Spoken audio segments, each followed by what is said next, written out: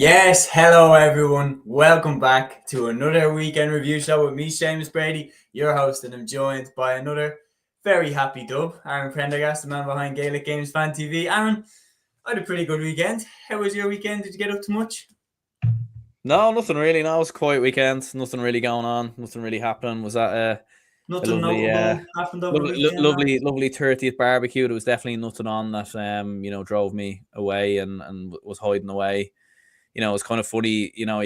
At this barbecue, you had all the children kind of in their own little rooms, on their iPads, and then you just had me and one of my other mates, kind of sitting there watching the Dublin-Limerick game, like two absolutely madmen. But yeah, it was an incredible weekend. Still don't know how it's happened. Just absolutely incredible, and relieved as well that the footballers won, because that was the big worry, to be honest. That the footballers losing would somehow dampen what was a historic day for the hurlers. So thankfully the footballers at least got over the line, just to to mean we could properly kind of celebrate the day. A mad weekend, because probably in football everything went according to plan. And who would have thought that the one shock, the one surprise would have been Dublin-Limerick. That was supposed to be the absolute no-brainer of no-brainers. And to think we did it with 14 men as well, incredible. That was the banker. That was the one that couldn't fail. And it did. Unbelievable stuff. Brian O'Riordan says 3 happy dubs, Brian. I'd say you're absolutely over the moon as well. He says Dublin for Sam and Liam. I mean, maybe get a little bit ahead of ourselves. We still have to go through Cork. As Raymond Gilbourne says here, Dublin need to back up the performance against Cork. But Aaron, what I was saying, and we'll jump in, but what I was saying was beforehand is that if we went down swinging against Limerick, I would have taken it, because obviously it was O'Callaghan's first year. Limerick are much further down the road anyway in what you would think before the game. And just that fighting spirit, I haven't seen a performance like that in a long, long time from any team. Just in terms of like being that up against it, that much with your backs against the wall, and just refusing to give up. Like that. Limerick, the other thing as well is a lot of people are saying, oh, well, Limerick didn't perform well. They scored 26 points. Against Cork in the Munster final, they scored 219. So they actually outscored what they got in the Munster final in the 70 minutes against Cork. Limerick's forward line was not the issue here. They couldn't keep the Dublin attack out. They couldn't keep Sean Curry out. They couldn't keep Ronan Hayes out. They couldn't keep John Heatherton when he came in. They couldn't keep him out.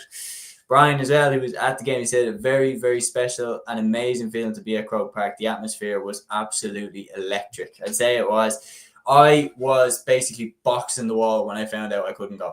I was so annoyed. And then when I seen that it was going to go that way, when I seen that it was going to get over the line, I was delighted, but also bittersweet, because I was like, oh, I wish I was there. And I'd say, Aaron, at the barbecue, you were exactly the same. Jack said, Brian doing good, but calm down, bit overconfident. Look, there's no doubt we're still underdogs against Cork. Like, we're still underdogs against Cork. Cork also beat Limerick and beat them twice last season as well. So we're still going to be underdogs. But if we can beat Limerick, we can beat any team in the country. That's not a stupid thing to say. Sean says here, as Ellie says, do you think this could cause a shift in football and hurling in Dublin? Aaron, I'll throw that one to you. Yeah, well, I think like when you look at underage over the last 5-6 years, there's an argument that that's already actually been happening. Do you know what I mean? Like the underage in hurling's been very promising with under 20s. Over the last couple of years, we've got to a couple of All-Ireland finals. We've beaten some big teams, taken some big scalps. The minors have at different stages as well. You look at club level as well, like a lot of club teams are underage, and even obviously at senior as well with Nafina. And you've had Kula down the years as well. So it's, hurling's always been in a good spot over the last like kind of couple of years with Dublin. It's just been the senior team hasn't always been able to kind of take that extra step. And there's a few times it's been close, like we got to a Leinster final last year. We've always had a very good record against Galway. We pushed Cork quite well, although like the Leinster final was awful. We pushed Cork very well in that preliminary round game last year. And then and now we've gone and done this versus Limerick. So it's, it has been building a little bit, and you're seeing some of the kind of younger lads, the likes of Rian McBride and some of these kind of players, Brian Hayes, these players kind of coming along. that are kind of taking us up a little bit of a level. I still do think we're a good bit off, and you would still expect Cork, in my opinion, to beat Dublin. And I think if Cork are fully at it, they probably do beat Dublin relatively comfortably. You know, it would need to be, you know, like Dublin's performance was unbelievable, heroic, or whatever you want to say. But Limerick's performance definitely was a good bit off it. There's no question about that, I think, in terms of intensity. So it probably would require Cork to drop their levels and their standards a little bit as well, which on the basis of this year, I just don't think will happen. But look, to be honest with you, I don't really care if we do lose to Cork or we get hammered or whatever. I don't. It's not, you know, it's not about winning an All-Ireland, you know, this year for Dublin. For me, it's just more like, can we build on this for the next couple of years? And let's hope this isn't just like a one-off. Because look, if we can do this versus Limerick with 14 men, there's no reason why we can't go and push for a Leinster title next year or even the year after. You know, I think that should be a logical step as well. I think that has to be the next aim, is to convert this team now into silverware, start winning things. I think when you look at Kilkenny, in my opinion, aren't as good as Limerick. And if we can beat, because Kilkenny just seem to have a bit of a mental hold against us, that we seem to make mistakes against Kilkenny and we seem to make errors against them. And, you know, they seem to have this aura against us that we can't quite beat them. But if we can beat Limerick, we can absolutely beat Kilkenny as well. And next year, I'd be interested to see how this goes. And the thing is with O'Callaghan is right from the start, you thought, right, there's a man who can build a project. There's a man who's not going to go after 2 years. There's a man who's going to be in this seat if, you know, circumstances allow it and if results are good. But here's a man who's going to commit to this for 4 or 5 years and build a team. And that's what we needed. And I'm already ecstatic. And even if, you know, we go out in the next round, we've sent a statement out to the rest of the country that Dublin hurling is on the rise. We will jump in to the games. Just before we do, John Doherty says here, he says the All-Ireland is Cork's to lose. Now, to be honest, I was disappointed with Galway yesterday evening. I was expecting a backlash after their Leinster final defeat. Galway seemed to be lacking something. And we will come to that. And guys, you have already been smashing it so far, but if you are new here on the channel, the ticker down at the bottom will tell you how we do things right here on the channel. So drop your comments in, drop your thoughts in, what your highlights were from the weekend, because we have a lot and you don't need to be a genius to realize what was me and Aaron's highlight of the weekend, which was without question this game right here. Dublin 224, Limerick 28 points. Aaron, the greatest result for Dublin hurling, I would say, since the 2013 Leinster hurling final. You could argue more important as well, because this is going to be such a shift now for Dublin across the scene. Dublin beat Limerick. Dublin 224, Limerick 28 points. I can't believe I'm saying that. We knock out one of, if not the greatest teams of all time. 6 Munsters in a row, 4 All-Irelands in a row. We beat them in the quarterfinal, and we had 14 men from the 14th minute on when Chris Crummey was sent off. Imagine saying that to yourself 2 days ago, that this is what was going to happen. Yeah, it's just crazy. Like, I mean, I thought Limerick would win probably by 11, 12, 13. I always thought we'd give Limerick a bit of a push, a bit of a game, but it would just be almost like the classic kind of Dublin-Kilkenny games of the last couple of years, where we push them a little bit. We kind of, you know, we make a bit of a game over here and there, but ultimately Limerick, you know, will just pull away in the final kind of 20 minutes and win quite comfortably in the end. But that wasn't the case at all. And it was kind of, you were watching in the opening kind of 10, 15 minutes, even up until that red card. And like, it did feel like Limerick just weren't at it. They were a little bit slow. They were a little bit ponderous, a little bit disinterested at times. And Dublin just looked bang up for it. And maybe the heavy challenge from Chris Crummey, which we'll get onto, you know, kind of epitomised Dublin a little bit. But, you know, around midfield, we were super dominant. Conor Burke and Brian Hayes were absolutely phenomenal. And although, like, we were missing a couple of chances here and there, we were getting a couple of wides. We were keeping with Limerick. We were sticking with them. And we were kind of just outworking them, really. And Limerick were just kind of struggling. They seemed to really struggle to get the ball into the likes of Glan, and to get the ball into the likes of Cian Lynch and Gerard Hegarty. And like, defensively, we were phenomenal. Like, Conor McHugh, what a performance. Like, absolutely outrageous. You know, probably his best performance maybe in a Dublin shirt. To think, if the miracle does happen and Dublin do go all the way and win the All-Ireland, which I'm not saying for a minute it will happen, he'll have All-Irelands at both codes. And if anyone deserved it, certainly him. Paddy Smith was outstanding as well. And yeah, we were just phenomenal. And we just outworked Limerick. And the more the game went on, the more you were thinking, like, is this on? Like, we get the red card and it just didn't affect us at all. Like, usually there's kind of a kick on from the other team. That didn't really happen at all. There was that moment in the second half where Limerick pucked, 4 points without reply in the second half. And they went from, 3 points down to a point up. And you were thinking, right, this is now where Limerick are opening it. It looked like Limerick had started to up the intensity there, and you were kind of waiting for it. You're waiting for it to click. You were kind of looking at them and thinking, like, what is going on? Surely they're going to kick on at some point. But then that was right after John Heatherton. Like, what a goal. What a player as well. What an impact he's made to this Dublin team. And we get the goal, another goal straight after as well, which maybe is an element of luck a little bit with the way that the ball fell. But 2 goals in the space of a minute, and Limerick were just shell-shocked. And I kind of nearly took them about, 5 or 6 minutes to even kind of realise what actually happened. And by then it was nearly too late. And yeah, like a collective effort to save from Sean Brennan, the clearance at the end as well. Just absolutely phenomenal. And yeah, incredible to think we've gone and beaten Limerick. We've sat there and watched, and admired Limerick in many ways beat Waterford on countless times, All-Ireland finals, Munster finals, putting it up to Cork and having crazy games against them, the battles with Clare, battles with Kilkenny. We've never seen our own county play them in this era. I know we played them back in 2016, which we coincidentally won as well. So maybe we're just one of them bogey teams for Limerick. But, that was a different Limerick team. That was a different era, different manager, different time, for Limerick. Although some of the players actually did play that day as well. So it's just incredible to have seen it happen. And yeah, just absolutely mental. Yeah, no, it's absolutely insane. And look, the reality is 14 minutes in, when we were trailing, by the way, by 2 points, Chris Crummy gets that red card, and I'm thinking this could be pretty rough, to be honest, because there goes our captain, there goes our centre half back. And the way that the lads dug in that first half, Sean Curry was to the fore, Ronan Hayes was to the fore, Conor Burke was to the fore.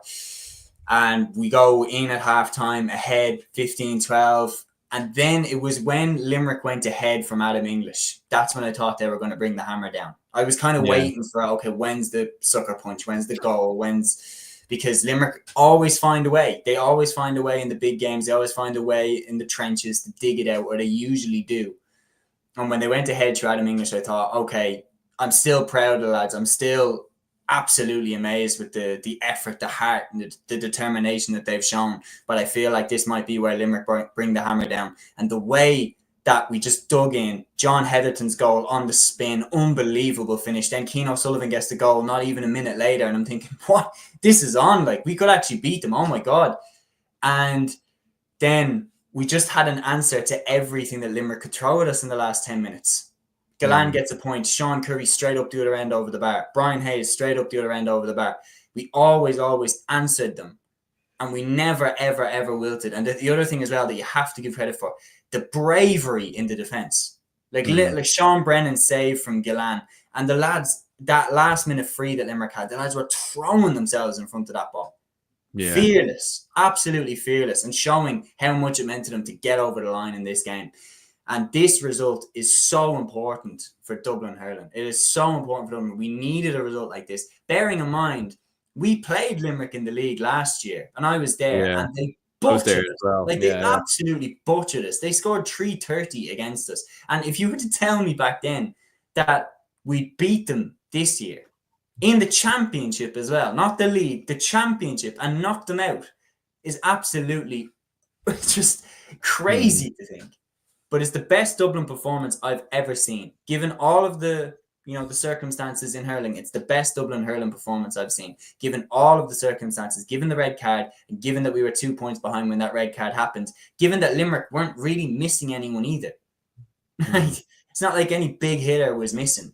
Lynch was there, Hegarty was there, Hayes was there, Galan was there. And we shut down so many of their key threats. And I'm so proud of the team. look, we still will be underdogs against Cork. Cork have absolutely proved their mettle over the last few years, and this result has announced us as like the arrival. What I would compare this to is, do you remember when Down beat Kerry in football in 2010? When Down knocked out Kerry, and it was a result that made everybody go, wow, and sit up and take notice. And everybody still had Cork as the favourites to win the All-Ireland 2010, which they ultimately did. But you couldn't write off Down that year because of the fact that they had beaten Kerry. If you beat the team, then you have to be taken serious as a contender. We have beaten Limerick. We have to take us serious as a potential contender. Will we be underdogs against Cork? Yes, we will be. But having seen that result and having seen us beat a team of their caliber with 14 men on the pitch for the vast majority of the game, you cannot write us off. Styles make fights. Cork bring different things to the table. But by God, I am so amazed and so impressed, so proud of that Dublin team. And as I said, Aaron, the most important Dublin hurling result since the 2013 Leinster final.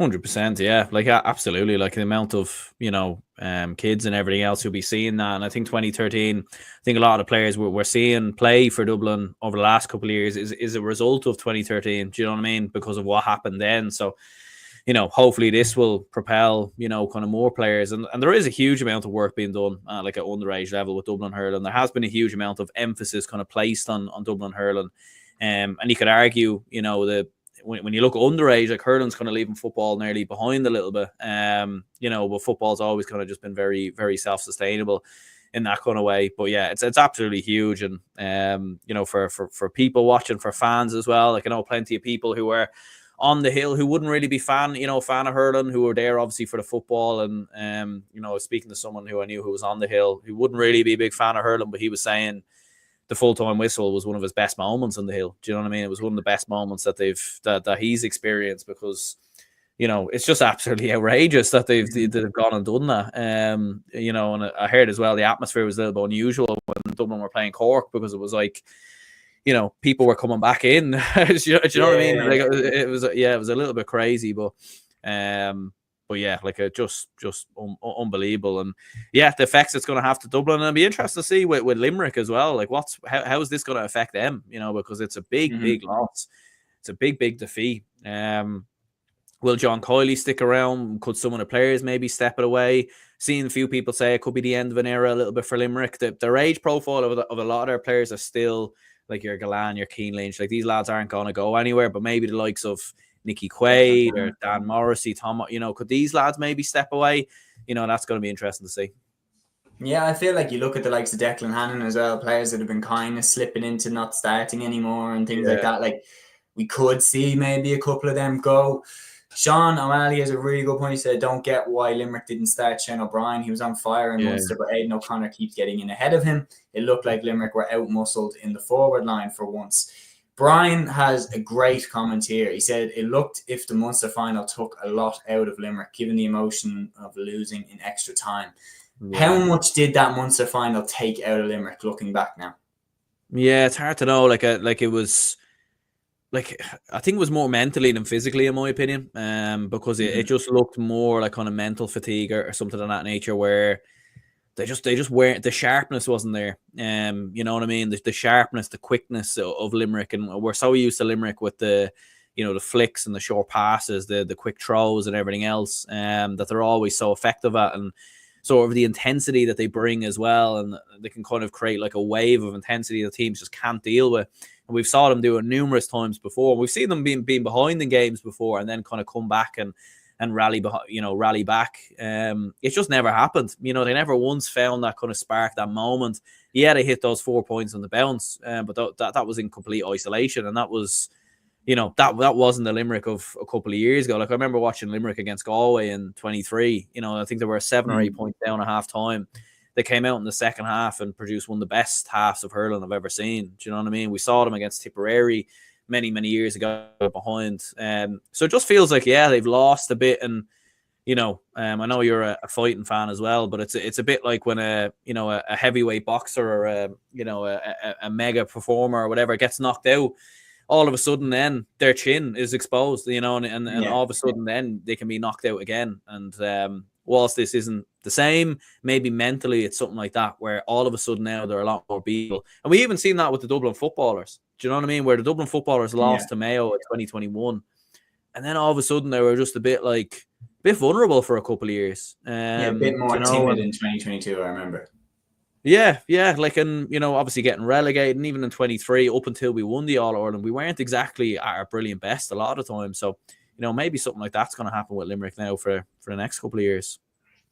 Yeah, Matthew has a great point in here. Matthew says that Limerick team looked tired, disinterested to an extent. They only scored 11 goals this year in league and championship. Spark gone, end of an era, in my opinion.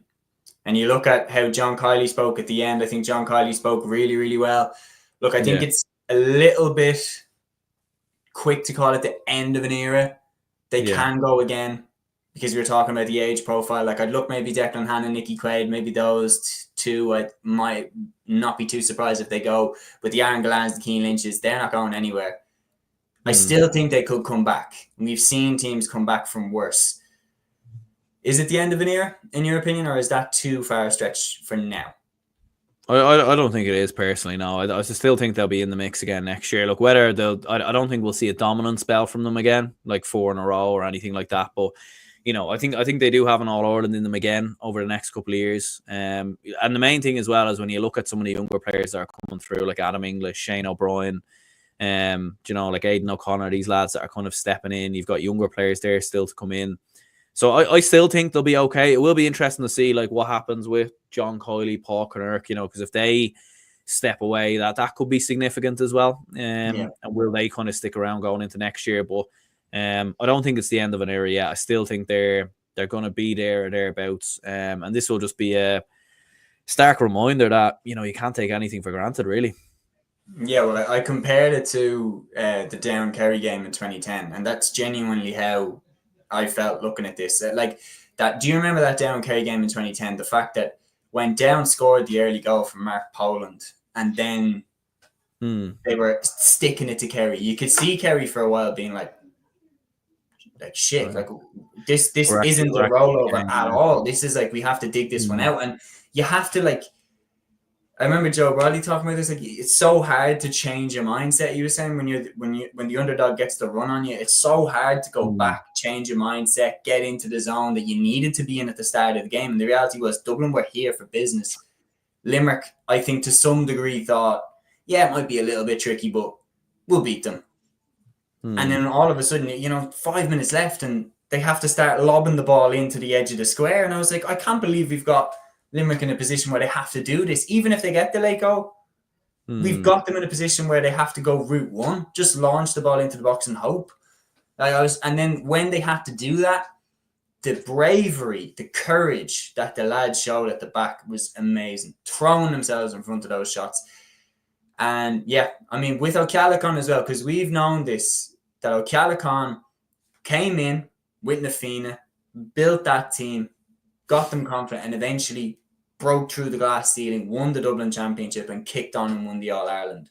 After losing to All-Ireland Gaels in the Leinster final. The first time they got out of Dublin, they dominated Dublin the second year, and then went all the way to the All-Ireland. And when they got to the final, they swept on. With Dublin, what can you do? I think, it's... Is that the first year? Yeah. I think, look, the expectation is definitely there. I think winning a Leinster title, I think, is the first step. That has to be the aim, I think, over the next couple of years, in my opinion, because I think Leinster is there. I think Galway aren't a great team. Wexford have definitely regressed. Look, Offaly are improving, but are they at the there might still be a couple of years off, and it's still kind of unknown. They've had underage, but that doesn't always translate, so it's going to be interesting to see what happens there.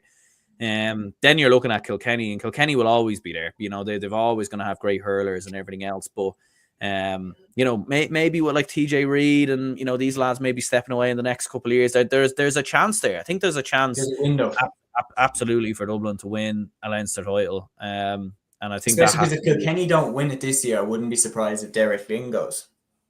Yeah, and I think as well, we need to build a bit of sustained success as well. 2013 was, we thought it was going to be the start of something, and it's just never really kind of kicked on after that. So. I think what happened in 2013, looking back, is that was still an era where we had just won the All-Ireland with Pat Gilroy's Dublin in 2011, and then we'd lost it again in 2012. And then Jim Gavin came in, and Jim Gavin's one felt like the start of an era. Like 2013 when we won that All-Ireland, that felt like we're off to the races here. We're going to win a lot of silverware. And then that glorious minor crop of the Costellos, the Kilkennys, they were faced with a decision, football or hurling, around that time. And because they won the All-Ireland in 2013 with the footballers, they all picked football. And Emmett O'Keneal, Eric Lowndes, Kieran Kilkenny, Cormac Costello, they all chose football. And I think if there's another world out there where we win that game against Cork and maybe lose to Kerry in that epic football semi-final of 2013, maybe there's a pendulum shift. Maybe some of those lads go back and choose hurling, and the last decade looks entirely different for both sports. Not saying we would have dominated hurling, but we might have looked a little bit further. Raymond says, why you dubs? Don't understand why that's in quotations, Raymond. Looking at winning a Leinster title, be brave, aim for an All-Ireland title this year. Look, the reality is we've beaten Limerick. There's no reason to say that we can't do it. But I am still realistic enough to know that we will be underdogs going into that game against Cork. Cork have been consistently at the top now for the last 2 years. And that's still a completely different ball game. And the reality is Cork did beat us when we played them last year. So reality is that's going to be a very, very good game. Cork have different skill sets, different players, different challenges for this Dublin team. But my God, that's going to be some game. What are you thinking for that one here? Yeah, no, absolutely. It's going to be a Titanic game. But yeah, I just think it's realistic expectations. Like, you don't want to get too far ahead of yourself and think, oh, we beat Limerick and now we know. Look, absolutely, we should aim to beat Cork. We should, and if we beat Cork, then, we could be favourites going into an All-Ireland final. Do you know what I mean? Like, because we've beaten Limerick and Cork in knockout games. And this is as tough as it gets. But I just think, like, there was a bit of a drop from Limerick. I do think they were a bit disinterested. They were thinking a little bit ahead. As good as we were, Limerick were nowhere near the levels that they can usually be at. They were definitely a good... probably 20-30% off it. That Cork won't make that mistake, and for two reasons. Mainly, first of all, it's an All-Ireland semi-final, so there's no such thing now as saving yourself or holding yourself back or whatever. Like, this is it now. Do you know what I mean? And secondly, as well, Cork would have seen what we just done to Limerick, and they should be like, we can't let that happen again. So there's going to be no drop off from Cork. Look, I still expect us to push them, give them a game. I still expect it to be close, but I think Cork just overall probably will pull away a little bit and probably win by 5 or 6. But look, I thought Limerick would beat Dublin by 12, so I'm very open to be wrong again. Do you know what I mean? No, I'm hoping to be wrong too. And Matthew, if you're watching, the next few podcasts are going to be very, very good, because we're going to have a good couple of build up to that. But yeah, Dublin 224, Limerick 28 points, the best result for Dublin hurling in over a decade, easily. And yeah, don't get it wrong. I absolutely know that we are capable of winning an All-Ireland. I hope that next season we can get a Leinster title and move up through the gears. And hopefully this is the start of an era for Dublin hurling. Raymond here says, how do you know that Limerick's drop didn't begin in the Munster final? It could have started in the Munster final. The reality is Cork were very much their equal that day, though. There were a lot of mistakes in that Munster final. Cork made mistakes too. Aces is a good point. Cork will score goals as Limerick didn't. Cork do go for the jugular a lot more. Pádraig Lennon here says Dublin are probably the most physical team in the country. Who knows? They're very much on track to do the double. Who knows? Brian says, now go easy on Matthew, lads. Matthew, if you're watching, it's going to be good. Rudder says Cork will beat Dublin and they will beat Tip in the final. But if Kilkenny play Cork, I fancy the Cats to do it. Really, really interesting. It's all about the matchups. It's all about who plays who. And the reality is, Limerick haven't beaten Dublin in a long, long time now. long time. And they've messed up the last few times that they have played against us. To answer Raymond's questions there, I think, how do you know that Limerick's dropped in the Inlands final? The reality is, Limerick's drop, you could argue, started before that when they lost to Clare. They finished off the season off the back of 3 winless games. It didn't beat Clare, in that final game in the Munster Championship. They didn't beat Cork in that Munster final. And they also didn't beat us. And I didn't appreciate the little quotations around Dubs. Myself and Aaron have followed Dublin our entire lives, gone to every single game that you could think of. Just weren't around for this one. The All-Ireland Senior Hurling Championship Quarter Final then. Tipperary 128, Galway 217 at the Gaelic grounds. A disappointing end to a very strange year for Galway, I think is fair to say, because they started off the year, ironically enough, against Tipperary in the league, and it was a dreadful performance by Galway. And they finish off the year against Tipperary with a pretty poor performance as well. In between, they've had results that have made me be like, oh, maybe. And then other performances where I'm like, wait, never mind. They're not great this year. Especially the Leinster final sticks out as being a pretty poor performance by Galway. How do you sum up the year that they've had, and then what did you make of this win for Tip? Because Tip were very good. You have to give a shout to players like Jake Morris, Jason Ford, Andrew Ormond. They were fantastic. But how much resistance were they up against in this one? Yeah, I just think there needs to be a total rebuild for Galway, to be honest with you. I think they need to strip it down, keep maybe Cathal Mannion and maybe one or two others, but start again. You know, I think Micheál Donoghue needs to build a kind of new project, a new look about Galway, because it's been the same way really for a good couple of years now, to be honest with you. Way too reliant on Cathal Mannion. Like, he scored 13 points on the day. Aside from that, they didn't have much other influence really. And yeah, it's progress a little bit from last year. Their best performance, I think, was probably actually against Dublin, coincidentally, in Parnell Park, when they were very, very good that day. In fairness to them, and they made you actually think, you know what, Galway are actually onto something here. And they look like they've kind of turned a corner after maybe being a little bit sluggish against Kilkenny. But it seems to happen a lot where when a team gets a run on them, their heads go, their legs go, their minds go. Like we've seen it against Kilkenny. And although they kind of managed to kind of almost make a comeback in that game, you've seen it in this game as well. Like it was, very, very poor. But look, take nothing away from Tipperary, they were absolutely brilliant. And Liam Cahill's really got a tune out of them. They're going under the radar as well. Like obviously all the focus is on Cork. There's a lot of chat about Dublin after the weekend. But Tipperary are going under the radar, and you know they are the most recent of the 4 teams. 2 have won an All-Ireland back in 2019. But it's the younger players, you know, it's your Darren McCarthy, it's your Andy Ormonds who've come into the side that have really kind of stepped them up. And they're improving game on game. This was their best performance, I think, you know, under Liam Cahill. They were absolutely phenomenal in this game. And, you know, Kilkenny are a good side as well. Like I've said before, I think Kilkenny are quite underrated. You know, because they're Kilkenny, they don't seem to people kind of compare them to Kilkenny of 10 years ago. You know, they're not that team, but they're still a very good. They don't get tested in Leinster. Yeah. Like they're not that team, but I still think they're a good team. But this will ultimately be the big test. And at this moment in time, I would back Tip marginally. But you know that will be the game where we will learn more kind of where Kilkenny are actually at and where Tipperary are at as well. Yeah, I think this is a really good comment in here as well from Sean and I. Said, don't see why Anthony Burns doesn't start more. He burst onto the scene in the league and has a great eye for goal. Could make a difference for them going forward. I feel like they're really stuck between what they were and what they need to turn into. Like they're stuck between that 2017 team, 2018 team that Donoghue had first with, you know, the Garrett McInerney's, the Daithí Burks, the David Burks. I know Garrett Mack wasn't in the team anymore this year, but Daithí Burke is still their best defender. David Burke is still their best midfielder. And then you've got players like Cathal Mannion, Conor Whelan, who are still by far their best forwards. And the baton hasn't really been passed on from that era.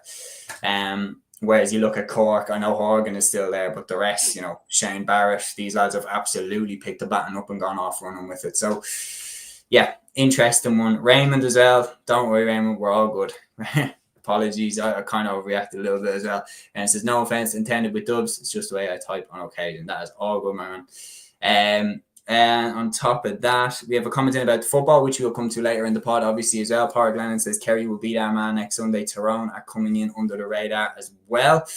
Raymond says, I fancy Tip. Back them each way before championship started. They're the side with momentum. Brian says, I would rate this Tipperary team very highly. Aaron, Tipperary, it's kind of the dream weekend for them in some ways, because Dublin's win over Limerick takes all the headlines. All of the attention is on that game. Tipperary, in the meantime, put 128 on Galway, got a very, very dominant and commanding win, and they're going into an All-Ireland semi-final with minimal hype, and they're just quietly going about their business. You look at the form of some of their players, the Andrew Ormans, the Darren McCarthy's, the Jason Fords, the John McGraths. Why wouldn't they be able to go all the way? Absolutely, yeah. Like, and they'll be feeling super confident. You know, like, and as you said, it's the mix of the younger guard and the older guard. And it's interesting with the older guard. I think for years people have been saying, you know, John McGrath should be moved on. Noel McGrath, you can't keep relying on these lads.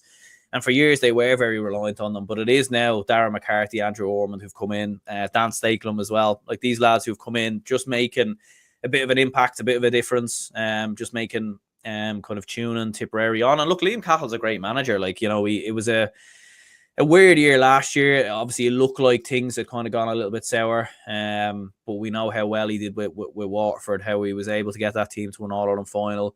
And yeah, Tipperary will be opening it up and thinking, we've got a serious chance at this now.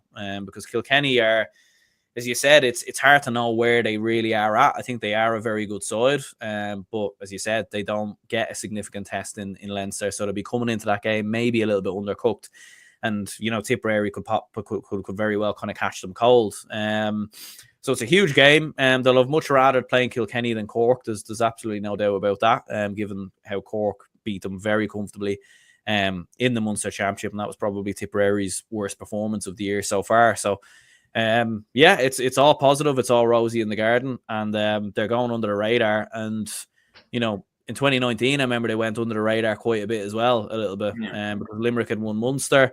You know, obviously what Wexford did in Leinster as well, and Tipperary went all the way that year. So, you know, could that happen again?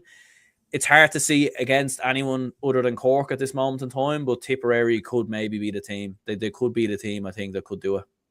Yeah, I think Cork are definitely, in my opinion, now the front runners to win the All-Ireland. But I think Tipperary, Dublin and Kilkenny, you can't rule out any of the three of them from doing it. The All-Ireland is so open. And how many times did we see Kilkenny, especially in the Brian Cody era, just tiptoe through and then bang, all of a sudden semi-final, final, bang, All-Ireland champions. How many times did they do that? You cannot write them off.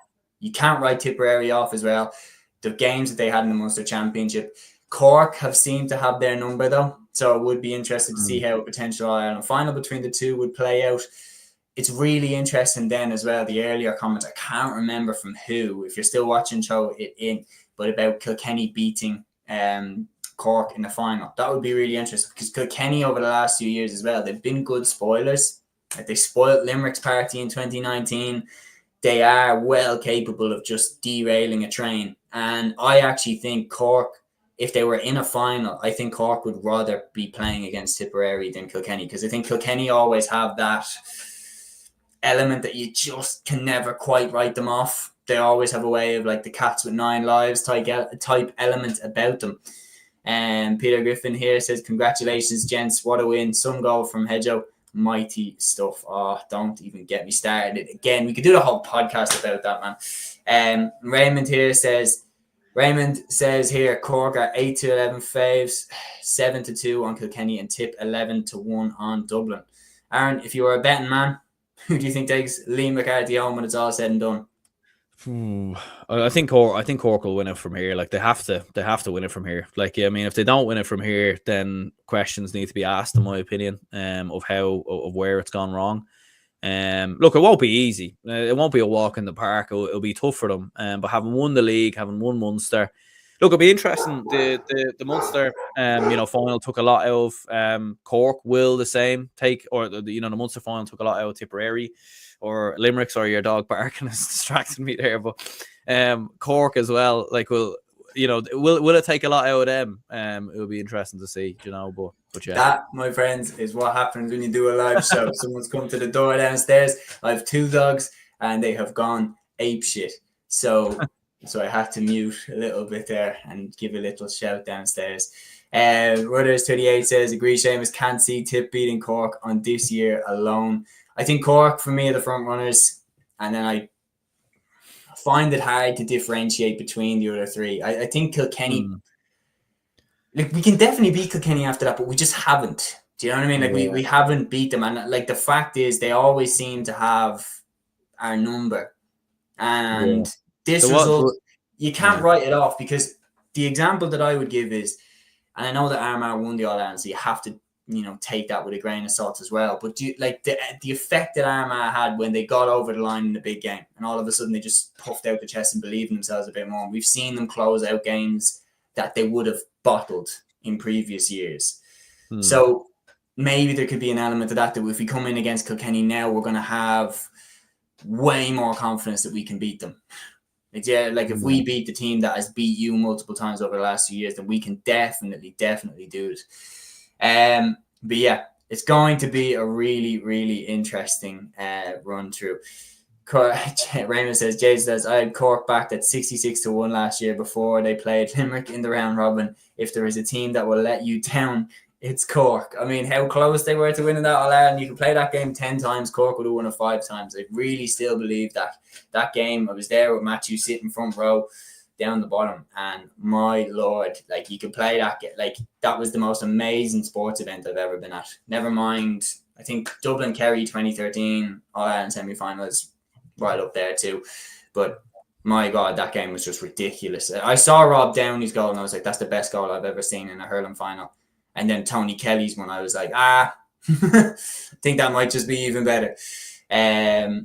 Sean says here, also like when Clare done Kilkenny last year and what that did for their confidence. Exactly. Really, really good example. Wooders38 says different pressure on Cork as favourites now. We will see how they cope. That's a really, really good point as well. But anyway, that's the hurling chat finished. If you have any more questions about it, feel free to drop them in the comments, but we are going to move on because we have a lot to get through here. Moving to Camogie first, we had, unfortunately, this week in the Camogie Championship, 4 very one-sided games. So I'll put the groups together. Cork, 21 points. Clare, 1-9 at Porky Queeve. The All-Ireland champions continue to dominate all in front of them. And Tipperary beat Limerick away in Cappamore, 4-26 to 8 points. There seems to be, especially in this group, Tipperary were the only team who could get anywhere near Cork. But very, very one-sided games here. Yeah, absolutely. Like very, very dominant. And especially Cork, like winning dominant there, and Tipperary as well. But it probably just is probably how the Camogie Championship is at the moment. You have your big teams in Cork. You have Tipperary, you have Galway, Kilkenny, who are usually kind of thereabouts. It's just how can we get the standards for these other counties to rise up a bit. I think that's probably what needs to be discussed a bit more, maybe. But big results for Cork and Tip, yeah. Absolutely. And then you give a shout as Saoirse McCarthy, 5 points, Circa McCartan with 2, Orla Cahalane with 3, Emma Murphy with 3. And this is a Cork team that went in without players of the calibre of Hannah Looney, and they still dominated. Whereas when you look at the Tipperary game, again, key players stepping out. Grace O'Brien with a goal and 7. Karen Kennedy with a goal lined out at midfield.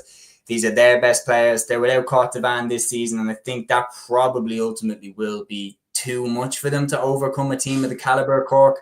But if you want safe money on who's going to retain their All-Ireland title, it's the Cork Camogie team. There is nobody getting close to them. Mark my words, there's nobody who can stop them.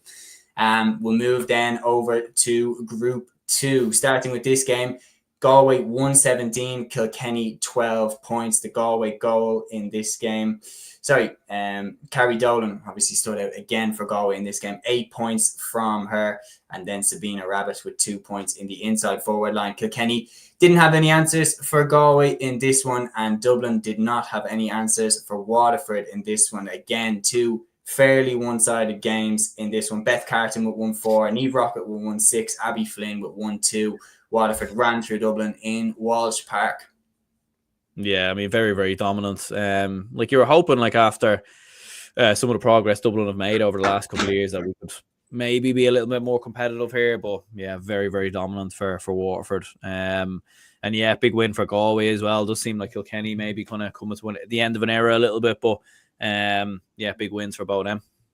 Yeah, Tommy Shefflin coming in, replacing Chap Clear, like it gave the element of a new era for Kilkenny, but a result like that against Galway, who are then also far off Cork, in my opinion, shows the level that Kilkenny have to go through in order to build back up to that level.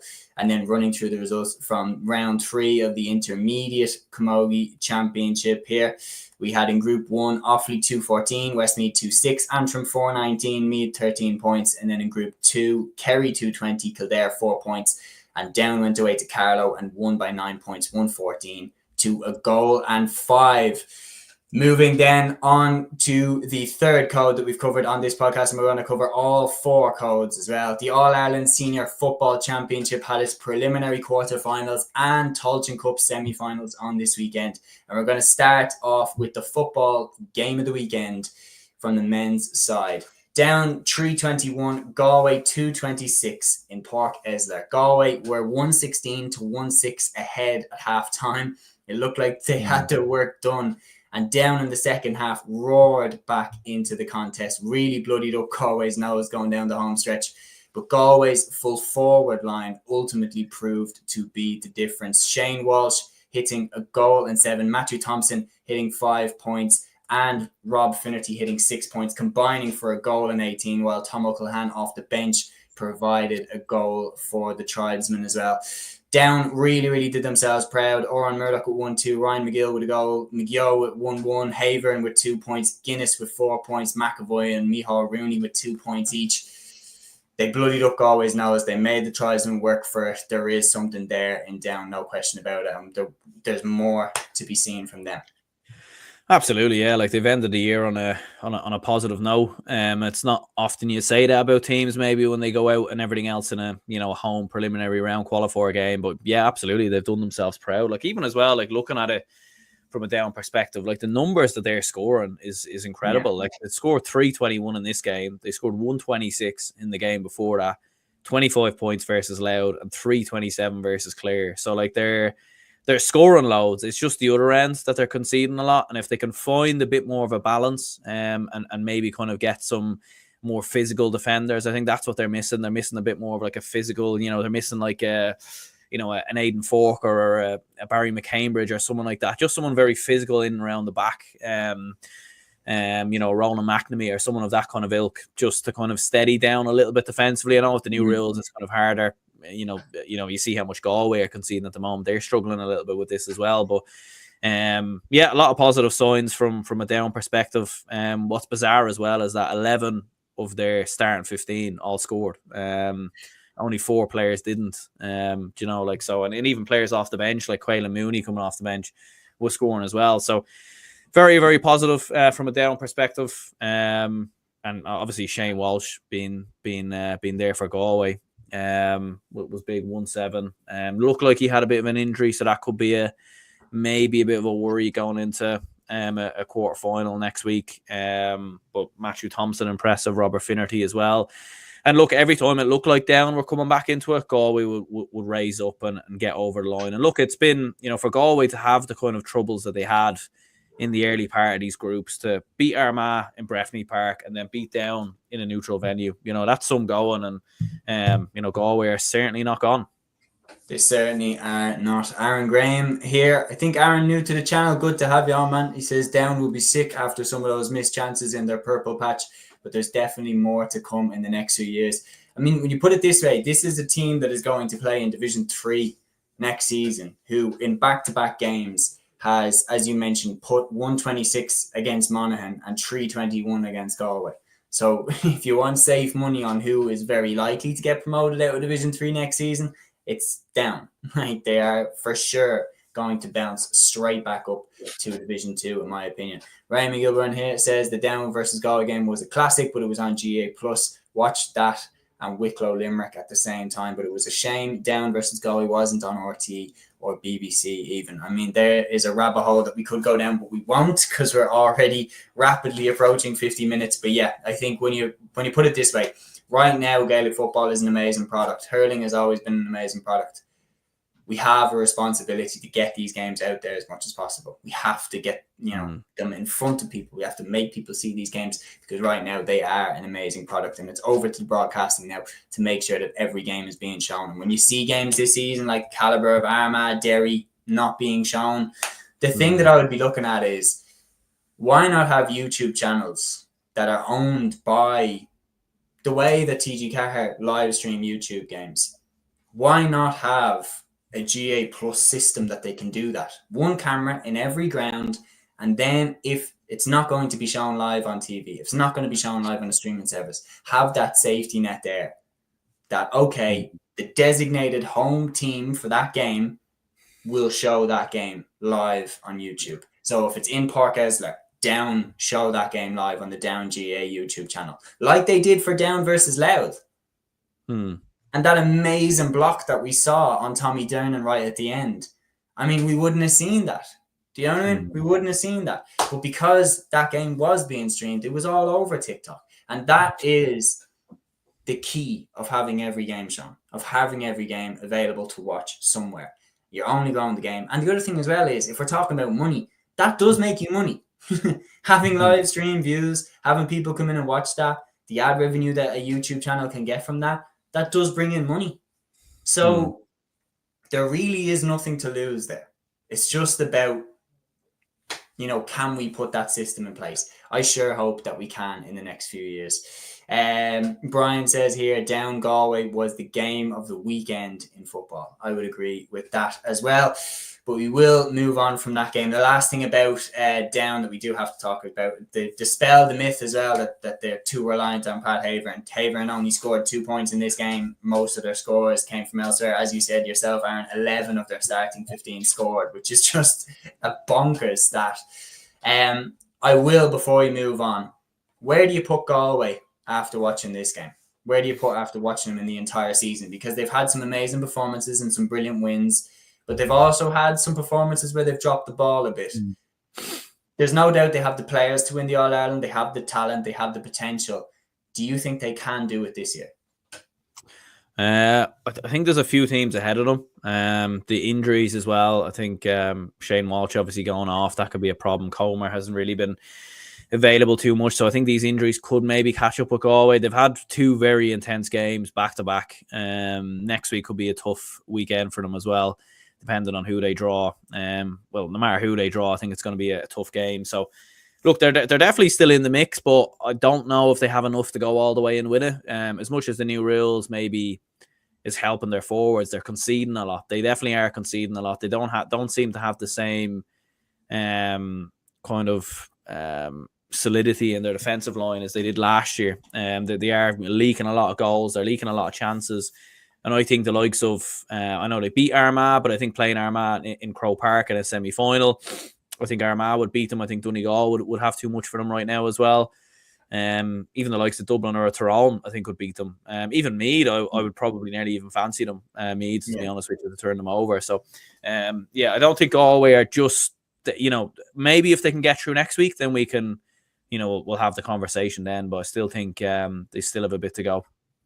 I think they're capable. Brian here as well agrees. I think they're capable of winning the All-Ireland Championship.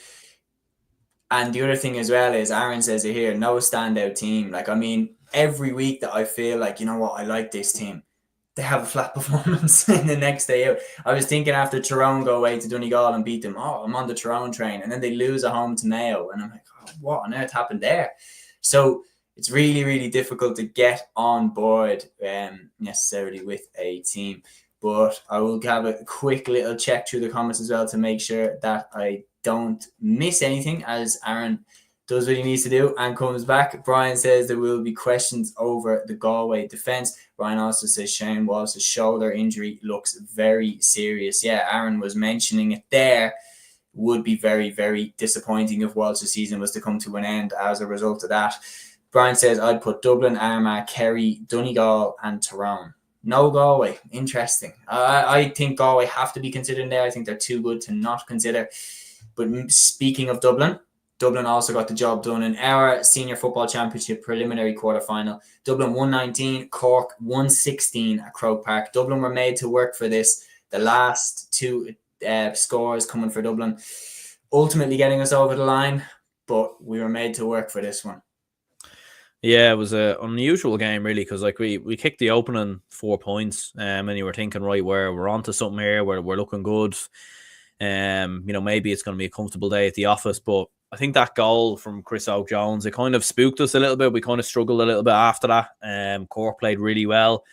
The way they managed the game, I thought was very impressive. They were very good at keeping the ball, kind of slowing things down. I'd agree with that as well from Brian. It was very flat. It was just the intensity wasn't there.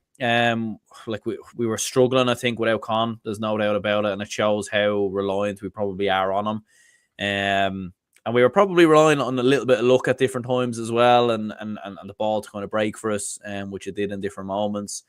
And yeah, we just struggled. But look, ultimately, I think the main thing, the Brian Howard goal was obviously huge. That kind of was a huge moment. It was weird after that because I think we went, 10 minutes or so without scoring after that, and Cork kind of improved after that. But going into the final 10 minutes, like ultimately, although Dublin are not the same team of 5-6 years ago, or even 3 or 4 years ago, we still have big game players there. We still have players who can see these games out. Paddy Small, John Small, Kieran Kilkenny, the manager, and Desi Farrell, Stephen Cluxton. We've got big game players there who can kind of navigate their way through it. And ultimately, we did that. We managed to kind of come through it. We probably took our moments going down the home stretch a little bit better than Cork did. And we were able to kind of keep the ball, slow it down once we kind of got the lead. But look, it wasn't the best performance in the world for Dublin, and it's depends. I mean, I don't think we can get Meath, Monaghan, Tyrone next week. I mean, it's hard to know. I wouldn't have a lot of confidence in us winning next week. That's what I would say. But look, I definitely want to avoid Tyrone. Yeah, I think that could. I think Monaghan. I think Monaghan as well, though, could be a very difficult opponent. Look, I think if we got Meath and Crow, I don't even know if we can get Meath, to be honest with you. But if we did get them, maybe we could beat them. Just because of what happened and because it's in Crow Park and because I think the fans will rise up. I don't think that game can happen as far as I know. But yeah. Yeah. Aaron here says gamble to rest Con might pay off in the next round. Your thoughts on that and how important Con coming back would be? I don't know if he was rested though. I did hear he got injured, like he picked up something kind of in the build up to the game. So don't know if it was resting him, to be honest with you. And I don't know. Like it could have easily backfired. Like we could have lost that game and then you're resting him for nothing. Do you know what I mean? If you were resting him, you leave him on the bench and then you bring him on with a couple of minutes to go. But he wasn't even in the squad, So yeah, look, we'll wait and see what happens with next week if he's about. Hopefully it is. Hopefully it is nothing serious. Maybe it is just after being back in the Derry game, maybe just a little bit of a knock. But yeah, we'll see what happens. Yeah, Park 1998 here says I think Meath in Dublin can happen. Okay, we will be there. You better believe. The fans will turn up for that one, no question about it. We've 3 comments in here from our good pal Gaelic Statsman. Says we have proven that we can compete at the top level. Ironically, after Brodie's wretched article, felt disappointed after last night. Cleary absolutely gutted. His term is up now, but I hope to God he stays. Nobody else there to manage the side. Also, Kieran McGeeney lost in the preliminary quarter-final in his 4th year. Cleary needs time to eventually get us up there. All the same, absolutely delighted to cover the games this year. I'd be positive considering our finds this year. Brady, McDonald, Walsh, etc. Corbett, hopefully fully fit next year too. I think Matthew puts it really well there. The article from Brolly was, just a load of nonsense. Pure rage bait, in my opinion, trying to just wind people up and get them chatting about him and his article, which, people do, and Brolly definitely has done before. But he's been proven wrong by Cork. Their performances against Roscommon and against Dublin absolutely showcased what they are capable of, not just this year, but going forward as well. Aaron certainly agrees with Matthew. Aaron, where would you think this? I agree with Matthew. I think for Cork's sake, Cleary needs to stay. I think it would be a hammer blow if Cleary was to go. When you look at long managerial reigns like Kieran McGeeney, Cork weren't in a great place if you're talking around 2020, 2021 when Ronan McCarthy was there. Like Cork were well off the pace of what they are now. They're so much better now, in my opinion, than they were in 2021. And Cleary has made them really, really solid. He's made them a very, very good, hard to beat team. how much further do you think they have to go before they can compete for All-Irelands? What do you think they need to do? Yeah, it's a hard one to know, really. Like, I think they have made progression, but we have seen a lot of these performances with Cork over the last couple of years, especially under John Cleary, where they are very good at playing a bigger team like a Kerry, a Dublin. You know what I mean? We've saw these performances, even going as far back as 2020. When they beat Kerry and then lost to Tipperary in the Munster final. They have players coming through there. It's a big county. They've had underage, maybe not recently, but certainly in the the early kind of 2020s, 2020, 2019, did a bit of underage around those couple of years. So they have players there, and you're seeing a few of them now, the likes of Cathal O'Mahony, Mark Cronin, kind of making their stamp on the team. I think John Cleary is a good manager. They've proven that they can compete with the big teams. It's just about consistency. I think it's about consistency, and they need to find, in particular in Division 2, they need to find a bit more consistency there.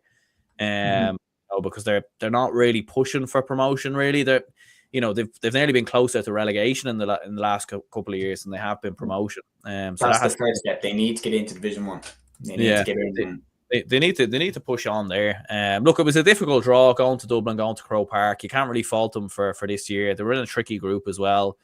But you would look at it. They were very flat versus Meath, I felt, on the opening day. But then their performance levels versus Kerry and Roscommon was very good. Whereas if their performance levels had been like that versus Meath, they could have been closer in that game and they could have put themselves in a better position. So, look, next year will be a big one. I don't know what will happen with management. I think they probably should stick with John Cleary and, let them kind of try and figure it out in Division 2 next year. It'll be tough in Division 2 next year now with Derry and Tyrone coming down. And obviously Meath have looked good this year as well. So it's, Division 2 is going to be tough next year. But, I think it's just about kind of taking that next step and being a bit more consistent against teams who are at a similar level to them. Because even losing to Louth last year as well, like that was a bit of a setback. So, I think that's the main thing. Yeah, Aaron is on the same wavelength as you, Aaron and Aaron. Consistency has always been Cork's problem. Quality of the Munster Championship doesn't help them either. Look, the reality is I think Cork are absolutely moving in the right direction, and they should do everything they can to keep Cleary involved. And the turnover of players that they had, like they lost a lot of players like Stephen Sherlocks and players like that. They lost a lot of players in the off season, and sometimes, like, not saying anything bad about those players, but sometimes that can often be a blessing in disguise because it gives you a clean slate. Cork have a lot of very talented under-20 footballers from that year that they won the All-Ireland under-20. It gives you an opportunity to build a team almost from scratch. Okay, let's put the basics in here. And as Matthew said, Cork have found a lot of good players this year. A lot of players have stepped up because they've needed to step up. And not only the new players that they found, but in my opinion, Chris Oak-Jones has got a lot better this year. You've got players like Mark Cronin who've got a lot better this year that have been on the scene, but in my opinion, they've really stepped up this season. Peter Griffin here says Dublin just got over the line. Cork, in fairness, put up a good show. They certainly did. And swinging it back to Dublin, where are we at right now, would you say? It's hard to know. I think the next game's the big one. You take it one game at a time. And I think we just need to win the next game, as boring as it sounds. But, I think it's hard to really know where we're at, to be honest, because, look, we had a great win versus Galway, flat enough in terms of shooting versus Armagh. We are digging out games. Look, we digged out Derry. We digged out this game. That will stand to us, I think. In the next game, if we're neck and neck with Tyrone going into the final kind of 10 minutes, I would fancy us to come through it. Same with any of the other teams that we play. But it's just, quality levels, I don't think we're the same as Tyrone. I think they have better forwards than us, in my opinion. Midfield, I think, is a little bit stronger right now as well. I think Monaghan have the capabilities to really damage us and hurt us as well. We saw what Meath done to us. So I think if we can get through a quarter final, that will give us a huge amount of confidence. But I do still think we're probably a bit off the likes of Armagh, Kerry, Donegal, maybe even Tyrone as well. So we're probably just a little bit off a couple of teams. Yeah, I think, well, I was saying this on the J Mac podcast. I think when you lose the players that we've lost, when you lose the Brian Fentons, when you lose the James McCarthy's, the Paul Mannions, the Jack McCaffrey's, it's impossible to not take a step back. Michael Fitzsimons as well. God, how could I forget him? when you lose players, the capability of those lads, you are going to take a step back. And you are going to enter a year where you are going to be in transition. Sometimes you can win an All-Ireland when you're in transition. Kerry did it in 2014. And that was the famous Joanne to Kieran Donaghy teams aren't meant to win an All-Ireland when they're in transition. But it does happen. I still wouldn't rule us out, but I think we're dark horses, in my opinion. I don't think we're one of the front runners. I think if you're looking front runner, in my opinion, you're looking at, to be honest, you're looking at Ulster. And you're looking at Kerry maybe potentially as well. I think you're looking at Donegal, you're looking at Armagh, you're looking at Tyrone, you're looking at Kerry, Galway maybe in there as well. I think you can't rule out dark horses like me, the Monaghan. It's the last 8. I don't think there's anyone in there that you say no chance of them winning it. No chance. Like everybody has got a standout result this season that is in the quarter final. Peter says Dublin Meath rematch. What a day out that would be. Raymond says too much geopolitics in Cork GA. If you're from the wrong address or don't know the right people, it's considered a disadvantage in football and an absolute career killer in hurling. Ash, politics is politics. Politics is in every county. John Darty says Cork would rather face Tipperary in the All-Ireland final than Kilkenny. I completely agree with that, John, because they really have Tip's number, whereas Kilkenny are a bit more of an unknown quantity for Cork this season. And the final 2 preliminary quarterfinals were fairly one-sided, so we're going to move fast enough through them. Starting with Donegal Louth. Louth took the wrong turn on their bus, somehow ended up at the ground eventually. Donegal 222, Louth 12 points. The first half was very even, and in the second half, Donegal blew Louth away. The goal from O'Donnell in the first half, right at the end of the first half, put Donegal in the driving seat at halftime, but it was still a close game. And in the second half, Donegal kicked off and left them for dead. Kieran Thompson with the other goal. Michael Murphy with 3 points. Oisin Gallen with 5 points. Louth just ran out of steam. But all in all, it's been an incredible year for Louth football. Yeah, absolutely. And it was difficult circumstances as well. Yeah, the bus going to Sligo or something like that or getting lost along the way. I don't know how that manages to happen in today's age, but that is what happened. And yeah, like they were very ill prepared. You could see that in the opening kind of couple of minutes. They actually did all right after that. Like for the opening kind of 20 minutes, it was 5 points apiece. You were thinking Donegal don't really look at it here. And they looked a little bit leggy or a little bit tired. But once O'Donnell gets that goal, like this, it was kind of curtains really after that. Donegal really kicked on. Oisin Gallen was superb. 5 points from him. Michael Murphy kind of doing his part, coming off with 20 minutes to spare as well, so he'll be well rested. And yeah, it was a dominant win from Donegal. Louth will be disappointed a little bit in the second half. But look, ultimately after what they've achieved this year, it was always going to be difficult to find the heights. And it just will be interesting to see with Louth football how much further can they kick on. And what will be the future of Ger Brennan as well? Yeah. Well, I'd take him. Would you take him as Dublin manager? I mean, I think if the Dublin manager role comes available, I think he will be Dublin manager. You know what I mean? I've no doubts about that. So leaving Louth though to go to Dublin. It's always kind of there, and I think Louth now need to think a little bit. Ger Brennan's obviously an amazing coach, but I think once you get to a certain standard, and I'd be interested to know what you think about this.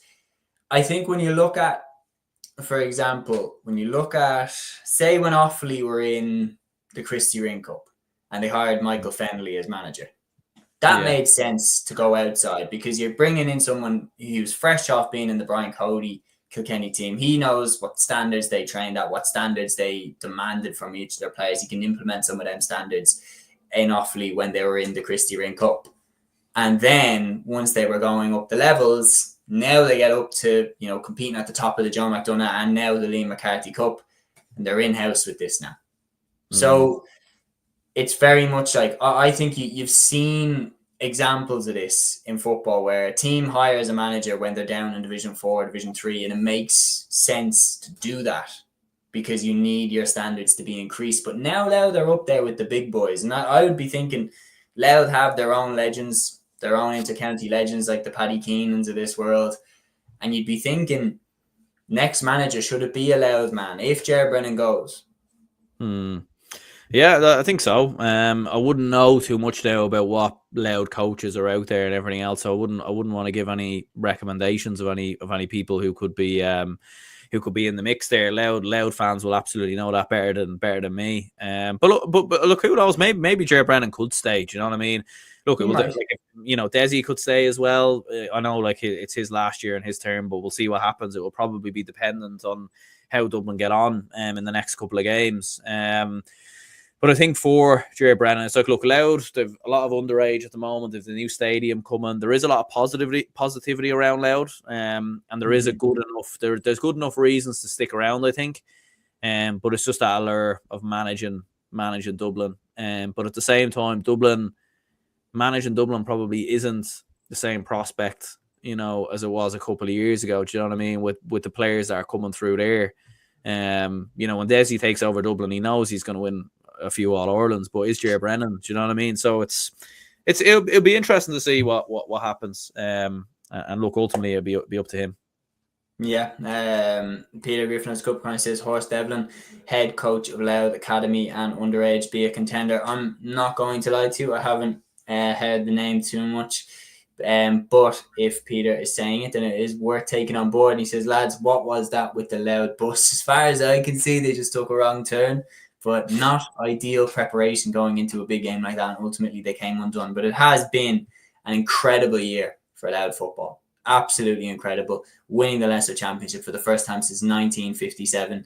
And they should go on the beer as long as they like, as far as I'm concerned, because it's still been a hell of a successful year. And they should look to build on this. As you mentioned, the new stadium. Don't stop here, lads. The under-20 team that won that Leinster Championship, there's success coming for Louth. There's no question about it. There's more success coming if they can get it right. They have a conveyor belt of these players coming through. It's not examples that we've seen in the past, like maybe Wexford, for example, that glorious team with Matty Ford, Kieran Ling.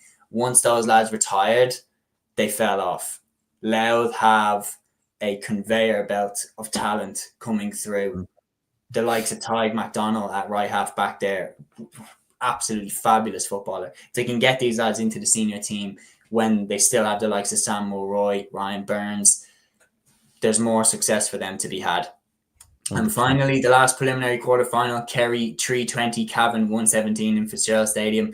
This had all the signs of being a bad day for Cavan. I mean, once it was drawn, Kerry needing a bounce back after the Meath game, Cavan off the back of a very, very bad day at the office themselves in the group stages, and they were very, very lucky that Kieran Moore scored that last minute point to save them because Cavan had been so bad against Tyrone earlier on that day. But they went down to Kerry and David Clifford scores 3 goals and 7 points. Obviously grabs all the headlines, but Shawnee O'Shea as well, I thought was fantastic, 4 points. And Kerry cleaned out Cavan in midfield and just put them on the back foot for the entirety of the game. It's a bad end to the year for Cavan. You have to give Paddy Lynch a shout out, 12 points from him.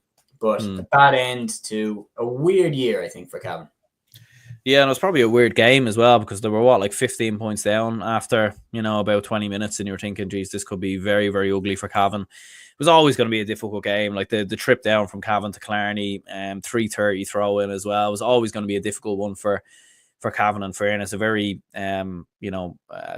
disappointing draw maybe from their perspective. But yeah, they rallied well in the second half. As you said, Paddy Lynch obviously doing very well. He was their only starting forward who scored though, so that probably does show that Cavan may be lacking a little bit more. But the story definitely goes to David Clifford again, a hat-trick. He scores 3-7 and no one mentions it. No one even blinks an eye because it's standard for David Clifford now. Do you know what I mean? This is just what he does. It's just, it's just a normal day at the office. But another outrageous performance from him. And without question, look, I know it does, people mention it a lot that Kerry probably are very reliant on David Clifford. And they probably are. And look, you look at some of the scores as well, like nothing much really from either Dylan or Conor Gainey. Sean O'Shea scored 4, but he hasn't really, had that spark about them so far this year. They've obviously got a couple of injuries. Jeremy O'Connor goes off. And Armagh next week for Kerry as well, and David Clifford is going to be, you nearly feel sorry for Clifford because he's, how many men is he going to have on him next week, and what kind of treatment is he going to get? Who even picks him up as well? It's going to be very interesting. But Well, Yeah, it's Armagh next, phenomenal isn't it? performance. Well, yeah, they have to play Armagh, yeah, because I think Galway can't play them, Dublin can't play them, and Donegal can't play them either. Do you know? Because the form that David Clifford is in, scoring 3-7, Armagh up next. How are Armagh going to go about stopping David Clifford, or can he be stopped? I don't know. Like, I think, look, they'll put. It'd be interesting to see who they actually put on him. Maybe McCambridge. I'm not sure, but they'll put someone on him. And look, there'll be other defenders near him. It's one of them. You don't want to leave space at the same time for other players, because they're, the other Kerry forwards, look, they will hurt you. Do you know what I mean? If you give space to other players, they will hurt you. But no, they'll have a plan for Clifford. And look, to be fair to Clifford, he's always risen very well to, shall we say, a bit of shithousery and sledging. Yeah, sledging, you know what I mean? He's always responded very well to that. I think he's very well used to it. I don't think it will bother him in the slightest. But I know for a fact there'll be a lot of that going on. For sure. Yeah, 100%. And look, it'll probably happen the other way as well. If Rian O'Neill is playing, if you've got Conor Turbo playing, it could happen the other way as well. Oh, like I was one of the first people to say, like, I remember the All-Ireland Semi Final 2023, and I remember Kerry beat the shit out of Shane McGuigan in the first half. Like, he got decked 3 or 4 times in that first half. And there's a tactic in Gaelic football, and when you see it, it's very, very disheartening that it does have a place in the game, but we have seen it from multiple teams in the last 2 years. That, like, say that there's an obvious star player like a David Clifford, like a Shane McGuigan, like a Rian O'Neill, like a Shane Walsh, that it feels like sometimes that a team targets a player and they all get like one hit on him, if you get what I mean.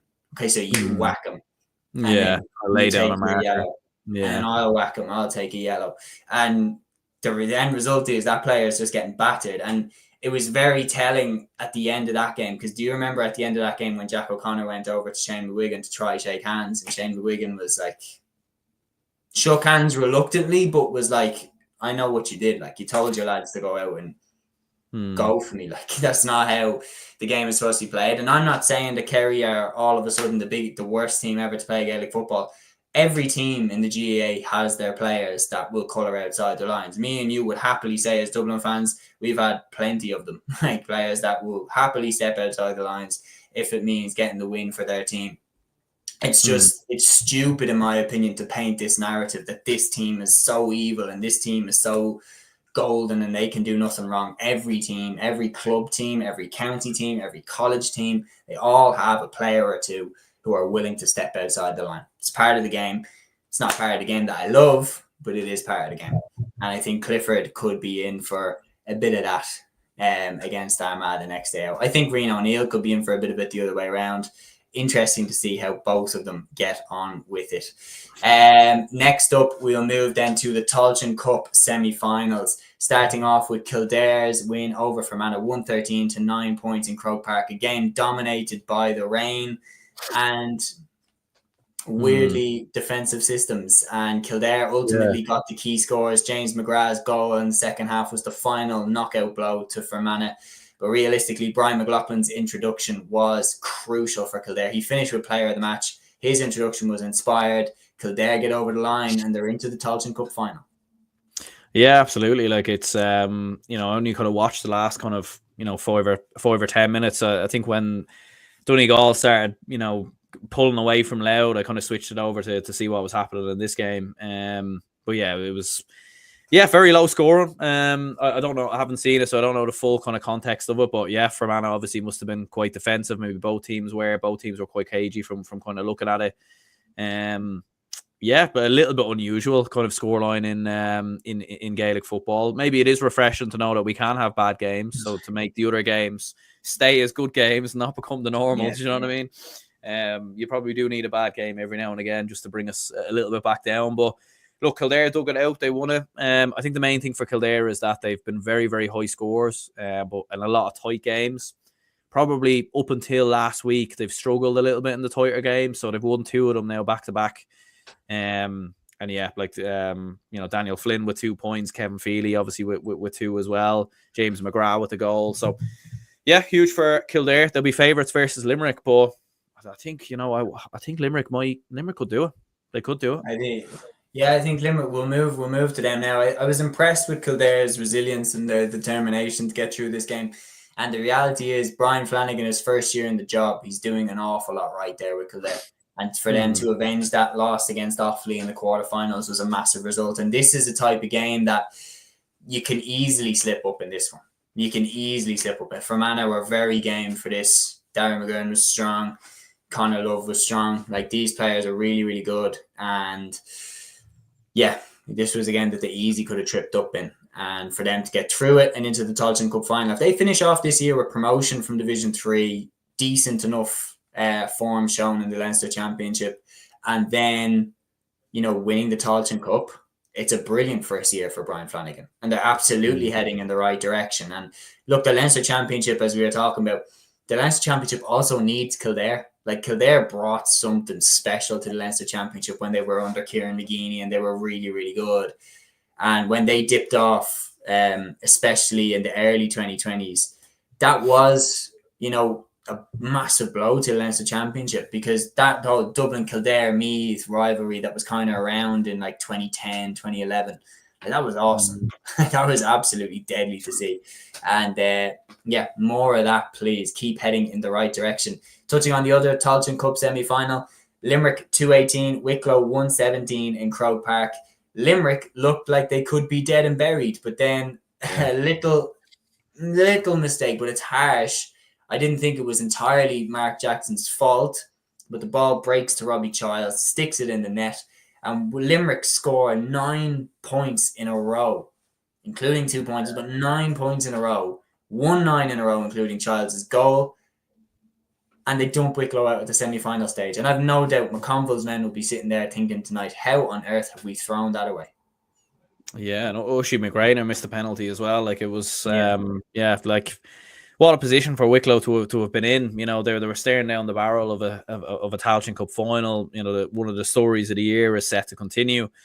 Limerick just stepped it up. And a couple of mistakes. Again, it's inexperience. It's a young Wicklow side. It's a team that isn't used to playing in Croke Park. It's something to learn from, no doubt about it. But you could see, like, when that mistake happened and when the goal goes in, they kind of didn't know what to do. They had no one there to kind of settle them down.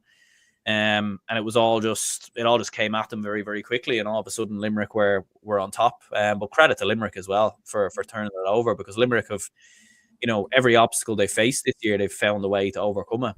And again, this was another one where they were 6 points down. And you were thinking, for as good as Limerick have looked, they looked a little bit flat, just couldn't really get themselves into the game, and they were struggling a little bit. But as you said, the goal from Robbie Childs, brilliant points from Danny Neville, Josh Ryan as well, some brilliant points from him, a couple of brilliant 2-pointers, and Limerick turned it around, and they'll be, Kildare will be favourites in the final, but Limerick will absolutely fancy their chances. Yeah, no, they certainly will. I think it's like, I compared Limerick to, like, is if Limerick, because I love a good fight metaphor. But it's like Limerick, I like, someone who just does the fundamentals well. Good jab, good defence. That type. Like, Limerick are just solid. They're a good team. And I was saying they could be very, very tricky. And I did tip them to win. I got the semi-final predictions correct. I got all the football actually correct this weekend. Didn't get any wrong. I said that Limerick would beat Wicklow. I said that Kildare would beat Fermanagh. I said Dublin would beat Cork. I said Galway would beat Down. And then I said Kerry would beat Cavan. And what was the last game? Donegal would beat Louth. They were my football predictions for the weekend on Matthew's Pod. So if you say I don't know what I'm on about, listen to that. My brother from Mexico is back on the podcast. He loved to see. He said, great comments. Greetings from Mexico. Zul, it is great to have you back on the show, man. And then Raymond says, Limerick keep getting goals at the most opportune times. And then on top of that, they kicked on when they got the goal, got the next 9 points. Really, really made Wicklow pay for being off the pace in that period of the game. Táilteann Cup Final, I'm going Kildare. Brief preview from yourself. I think Kildare, but Limerick definitely could be plucky. I think this could be a situation like a Down Laois was last season, where you have the favourites in Down, but Laois really stuck it up to them and made a late surge and made down sweat. I think this could go somewhat similar. I think Limerick could, get a late goal and make Kildare scramble a bit, but I think Kildare will ultimately get over the line. What are you thinking? Yeah, I'd agree with that as well. I think Kildare ultimately should have a bit more. Could be like Limerick will have their moments in the game, but I think in the final 5-10 minutes, I think Kildare should have enough to pull away. But it is one of them though. Limerick, if Limerick get the run on them and manage to build up a bit of a lead, it could be tough for Kildare just mentally to actually come back to it. But I would go with Kildare probably by 2 or 3 at this moment. Yeah, I think I'm going to go with that as well. David said it wasn't the hardest of weekends for predictions. That a lot of people got the Táilteann Cup Semi Final predictions wrong. Let me just tell you that. I actually think I got them right as well, believe it or not. So you got all them right as well? I got them right, yeah. And Tipperary-Galway, just Dublin-Limerick. But I mean, Dublin-Limerick was the only one that, believe it or not, I didn't see that one coming. No, no one would have seen that coming. Brian says Kildare to win. Don't write Limerick off. We'll give a shout out then as well to the All-Ireland Minor Football Semi-Finals. The 2 games that took place here. Tyrone got a very, very impressive victory over Roscommon, 212 to 1-8, while Kerry beat Mayo by a goal of 19 to 3-10. Tyrone and Kerry meet again in an All-Ireland final. And minor and under 20, these two seem to play each other every single season. That game will be live on TG Cahir in a couple of weeks' time. That is going to be a cracker. And then we had the final round of the group stage in the LGFA Championships at senior level, and there were some huge results in this game. Every one of these games was a knockout game. Every one of these games, a team has been eliminated from. So starting with Group 1's round 3, Donegal are out of the championship after this, after losing in Bancha to Tipperary. Myself and Matthew gave previews and predictions for this. We both said that we fancied Tipperary to take this one. We just thought the form that Tipperary were in terms of going forward was going to be too much, and it proved to be that. Aisling Maloney and Anna Rose Kennedy both hit 4 points for Tipperary, while Jodie McFadden with 1-2 did the heavy lifting for Donegal. Huge win for Tip. They're into the quarterfinals. Yeah, absolutely. Massive win for them to get over the line and win the game. And it shows, that, the turn of a tide a little bit with Donegal not being able to get the victory. And who knows how far can Tipperary go? We'll have to wait and see. But massive win. Massive win. And then you look at the form of Aisling Maloney, Anna Rose Kennedy, 2 of the finest players in the country right now, without a shadow of a doubt. This game was live on TG Cahir at 3 o'clock on Saturday between Mayo and Cork. Cork got a goal after 20 seconds from Moira O'Callaghan from midfield, ran right from the start and smashed it into the back of the Mayo net. But Mayo responded. 3 Sarah Walsh frees really, really eased them back into the contest, but Cork just kept hitting the back of the net and ultimately saw off Mayo by 3-8 to a goal and 10. Again, me and Matthew called this one, predicted this one. Cork get through. Yeah, huge for Cork. I mean, especially after the last couple of years and some of the mishaps to get the job done. Plenty of big goals. Huge for Cork. Absolutely. Group 3's round 3 then. We have Armagh Kildare. And this one is one of the shocks of the season as well, because Armagh have been tipped by everyone, including me, and I did not see this coming. I tipped Armagh to be one of the front runners for the All-Ireland, and I really believed that Kildare going away, that they'd put up a good fight, but that it would just be too much for them. I thought Armagh, especially at the athletic grounds, especially with the news that Amy Mackin was going to be able to feature in this game, and then they have Blaugeen Mackin, they have Caroline O'Hanlon, Lauren McConville. I just thought Armagh would be too strong. At halftime, Kildare were right there with Armagh, level scores. I thought at halftime this is going to be another game where Kildare are right there, but then in the final quarter, Armagh will just get the scores that matter. They'll get a goal from Blaugeen Mackin or something, and they'll kick on and kick for home. Not this time. Kildare were absolutely fantastic. They were dogged and determined. Leisha Lenihan listed at fullback, but she obviously got forward. A goal and a point from her, while all 6 forwards that started for Kildare scored. And all of this is without Grace Clifford, who you could argue is one of, if not their most important player. It's a sensational win for Kildare. It's the result of the LGFA season so far. Armagh being knocked out in the LGFA Championship, you could almost put that on a level with Limerick being knocked out in the hurling. It's just a result that you did not see coming at all. And Kildare have announced themselves as a team to be taken serious for potential dark horses for the All-Ireland itself. Yeah, absolutely. Like I didn't get to see any of the ladies' football over the weekend, but certainly when you were seeing this result kind of come through, you were thinking that's a massive shock. Absolutely, it's a big surprise. I would have agreed with you as well. Like I would have thought Armagh definitely would have been one of the contenders or favourites. They always are one of the contenders. They just can't seem to quite get it right. They seem to always have these little mishaps, these little slip-ups. Great for Kildare though, and it's great to see. It's another intermediate team. From the last couple of seasons, kind of rising up, making that step. We saw with Meath football, we saw with some other counties as well, kind of making that kind of step up. So brilliant for Kildare on that aspect, and definitely dark horses now. There's no question about it. And look, for Armagh, from their perspective, I completely agree with what you're saying, that they've slipped at key moments over the last years, but they've always had the team that I've looked at and thought these are capable of winning All-Ireland. I always thought that. But key moments, whether it's Blaheen Mackin getting injured at a key stage of the season, Amy Mackin getting injured at a key stage of the season, they've never seemed to have their full team available at the same time. And I thought this year might be the year because Amy Mackin's back fit. And I'm thinking, right, she's going to come back into the team now. I thought that they'd get over this, get into the quarterfinal, and Amy would be back fully fit. And I thought maybe this could be their year. So for Kildare to knock them out, it's a hammer blow for them. But it's an astonishing result for Kildare. To go away to the athletic grounds and beat Armagh doesn't get more difficult than that. It doesn't get more impressive than that. And they are absolutely to be taken serious going forward into the quarterfinals. The final game then in the All-Ireland Senior LGFA Championship group stages. Group 4 is round 3. Apologies, that should be corrected. Leitrim 3-4, Waterford 6-16 in Pork Sean McDermott. It's been a rough group stage for Leitrim. Remember the 8 goals they conceded to Dublin, where they conceded 6 to Waterford here. Look, their forward line has actually been okay in this. We've had players like Fox that have, performed really, really well in the forward line for Leitrim. But, I mean, their defence has just absolutely leaked goals. Kate Murray with 1-4, Claire Walsh with 1-4, Breed McMahon 1-3, Lauren McGregor 1-1, Kate McGrath and sub Megan Dunford with the other goals for Waterford. Look, they're going into the relegation playoff now. Leitrim, to be honest, I think they're cooked. I think there's no way they're going to be able to save themselves. Big players like Michelle Gutkian haven't been around.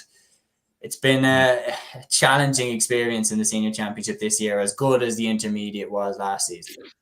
Yeah, absolutely. Like, I mean, it was one of them. It was like they kind of probably, they overachieved getting here, and it was an incredible story, and it was phenomenal and everything else, but it was always going to be difficult. And yeah, like the way too many goals, being let in. And as you said, it's be tough for them now to kind of see them stepping up. But look, fair play to Waterford for doing the business. You can only beat what's in front of you.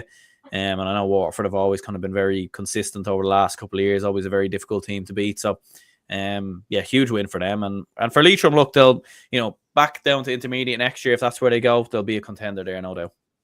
Certainly. And I think, like, when you look at it that way, Leitrim played in Division 4 this season and failed to get out of Division 4. So how on earth they were going to compete with Dublin and Waterford, who are two front runners for the All-Ireland, is, I think, a bit naive now looking back in hindsight.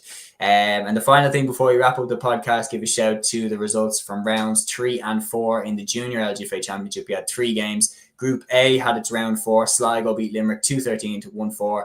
And Derry lost to Louth at home. Derry got 3 points, while Louth got 2-19. Very impressive win for the wee county there on the road. Group B's round 3 then. London 3 points. Longford 4-18, and that was away in London. So very impressive victory on the road there for Longford. And that, my friends, brings an end to the podcast and what was a wonderful weekend for Dublin GAA. I'm sure everybody is delighted about that. Aaron, thank you so much for jumping on for this episode. And I do want to give a massive shout out as well to everybody who commented. Our good friend and fellow podcaster, Matthew Hurley, the man behind Gaelic Statsman, Brian O'Riordan, Liam G, Raymond Gilburn, Sean O'Malley, Jack Nulty, John Doherty, Shawnee K, Rudders 38, Acers, Porrick Lennon, Peter Griffin, Aaron Graham, Porrick 1998, Zio Zakul, my brother from Mexico, and David Carroll. All of you who commented on the show, you made it a really, really enjoyable experience. Don't forget, subscribe, like, comment, share, all that good stuff. Really helps us out here on the channel. Do check out Aaron's Elbow. To be honest, if you're watching the show and you haven't seen Aaron's pod, I am very, very surprised at this stage. Anyway, that's an episode finished. We'll be back here again next weekend, next Sunday, 8 p.m. You know the drill. Until then, enjoy the weekend. Enjoy the night on the beer if you're from Dublin. And until then, see you then. Take care.